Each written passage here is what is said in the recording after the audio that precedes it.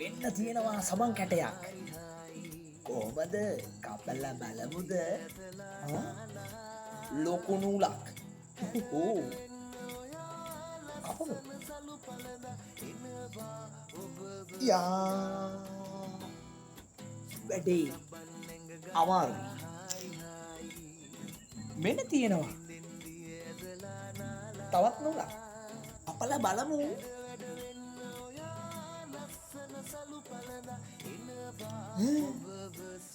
It's magic.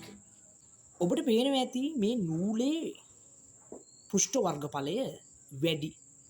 එතකොට සබන් කැටේ මත යෙදෙන පීඩනය ලණුව මගින් අඩුයි. කැපෙන්නේ නෑ. අපි සිහින් නූල ගත්තාම ඒකේ පුෂ්ඨ වර්ගඵලය අඩුයි.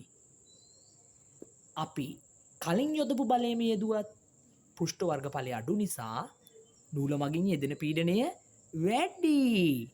අන්න බලන්න කැපෙන විදිය. එහෙමනම් වර්ගඵලය අඩු වුණොත් යෙදෙන පීඩනය වැඩි කරගන්න පුළුවන්.